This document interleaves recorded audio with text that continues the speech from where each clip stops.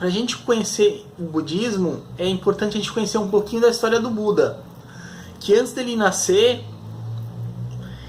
foi feita uma profecia que diz que ou ele seria um grande líder espiritual ou ele seria um grande governante. Como o pai dele, Suddhodana, não queria que ele se tornasse um líder espiritual, queria que ele governasse, então ele vedou o Buda, criou ele dentro de um palácio, do qual era proibido dele conhecer o que é doença, velhice ou morte. Aí lá ele estudava, treinava para ser um guerreiro e também vivia com os prazeres da vida, né? Tinha muitas mulheres, comida, era uma vida razoavelmente boa, né? Assim, acho que uma vida sem espiritual ela não é muito boa, mas materialmente era muito bom para o Buda. Só que ele não conhecia fora dos muros do palácio, né? Então, levaram ele para dar uma volta no reino, né? Só que prepararam tudo bonitinho, para ele não ver nada de errado. Aí ele voltou, tudo bem, beleza, né? Ele voltou, mas ele quis... Acho que ele ficou desconfiado, que não mostraram para ele as coisas direito, né? E ele saiu escondido para ver, né? E ele se depara com pessoas doentes, sofrendo, e uma pessoa... E acho que um velório, uma pessoa morrendo. Agora você imagina uma pessoa que nunca soube da existência da morte, ver o que é a morte, né? Ele fala, o que é aquilo, né? Tipo, a gente acaba, a gente deixa de existir, e isso costuma provocar sofrimento nas pessoas, né? A gente não tem uma continuidade, não tem um sentido para nossa vida. E o Buda não sabia das coisas ruins que tinham na vida, né? E ele ficou chocado. Imagina assim, quando uma criança descobre a morte, também é muito sofrido para a criança, o sofrimento, né? E Buda ele viveu muito tempo com essa ilusão de que a vida era eterna, que a vida não tinha morte, não tinha sofrimento. Aí o medo do sofrimento, o conhecimento do sofrimento começou a trazer muita angústia, muito sofrimento para ele, talvez até depressão. Só que nessa caminhada que o Buda fez, ele encontrou um asceta, que é um praticante radical do hinduísmo, né? Que vive na mata, vive meditando, e ele tinha um ar muito feliz. Aí o Buda quis aquilo, né? Ele não queria sofrer, ele queria ser feliz. Então ele fugiu e começou a viver com esse grupo de ascetas. Só que o ascetismo, que tá ligado à crença do hinduísmo, né? E eles praticam yoga também. São práticas muito difíceis e dolorosas, e eles não podem realizar nenhum desejo humano, nenhum desejo mundano. Essa é uma das condições do asceta. Eles fazem automortificações, né? Trazem sofrimento para eles, para o corpo deles, né? E para o Buda foi muito duro. Quando a gente lê na vida do Buda, né, que ele se alimentava de só 1 grão de arroz por dia, muita gente não pensa no que foi isso, né? O pessoal às vezes pensa que é uma mitologia budista, mas não foi, né? É uma revelação mediúnica que veio pro amigo meu. E assim, Buda, ele só comia 1 grão de arroz, só conseguiu comer 1 grão de arroz por dia porque ele praticou aquele negócio, uma coisa que aparece às vezes na televisão, que a gente dá descrédito, né? Que é a prática de viver de luz. Ele se alimentava de prana.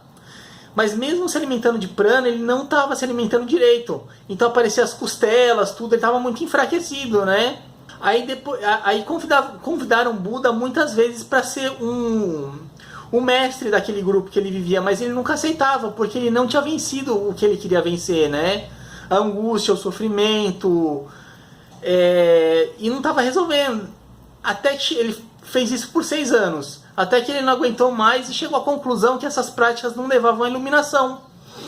Então ele abandonou essas práticas, abandonou e passou a se alimentar bem. Passou a se alimentar bem para ter energia para atingir o Nirvana. Aí chegou uma hora que ele falou assim, uma determinação muito forte, né? Ele falou, eu vou meditar aqui e só vou sair de meditação quando eu tiver atingido a iluminação. Aí Buda realmente, ele meditou e conseguiu sair um iluminado dessa meditação, né? Que a gente vê por muitas parábolas e mitologias, que foi quando ele enfrentou o demônio Mara, né? Que significa as ilusões.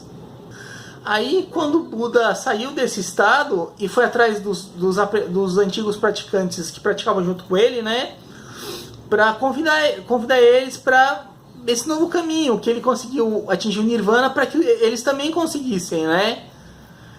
Aí no começo eles ficaram escandalizados com o que aconteceu com o Buda, mas depois eles foram percebendo que o Buda estava diferente. E começaram e seguiram ele, né? Aí nesse encontro que o Buda teve com os antigos colegas de prática, foi quando surgiu os primeiros ensinamentos do budismo, né? Que ele falou que existe velhice, doença e morte.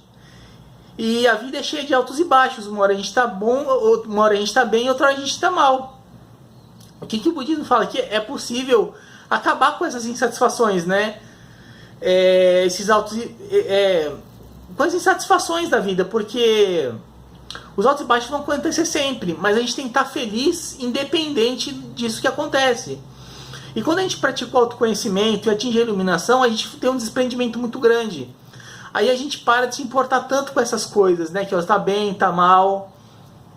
E foi assim que Buda se tornou, quando ele atingiu a iluminação. E quando a pessoa atinge a iluminação, ela é tomada por sentimentos muito bons. Ele passa a ter sentimentos muito gostosos e intensos, que é o amor, né? E isso deixa a gente muito bem. A gente fica tão bem que a gente não se preocupa com os altos e baixos da vida. Então, a primeira revelação do budismo foram as 4 nobres verdades, que é resumidamente, né, falando das insatisfações, de tudo isso que existe, e da forma da gente transformar essas coisas, né? E que atingindo a iluminação. Aí o Buda propôs um caminho para a iluminação que se resume, né? Da gente fazer o bem, se abster de fazer o mal, através de pensamento, intenção, ação, meio de vida e do esforço. Então o Buda ele ensina para as pessoas praticarem o amor, se centrarem no amor, que é você se abster das coisas más e praticar o bem. E também para você ter o que eles chamam, né, de atenção plena, ou viver o aqui e agora, que a gente está concentrado no que a gente vai fazer. É de uma forma de meditação, fazendo as atividades da vida, que é você não parar para se distrair com qualquer pensamento, porque a meditação é você manter um foco único em alguma coisa. Então você só se concentrar no que você está fazendo, sem se deixar capturar por pensamento nenhum. Aí você vive a plenitude, o absoluto, né? E também a meditação, que é a mesma coisa, só que você fica sentado, né? O budismo prega a meditação sentado. É você ficar sentado e só concentrado em uma única coisa. E esse foi o caminho do Buda, né? Que ele passou pra gente atingir o Nirvana e parar de se preocupar com os altos e baixos da vida, com os sofrimentos, com o que vai acontecer de ruim, e sim começar a ser feliz e viver.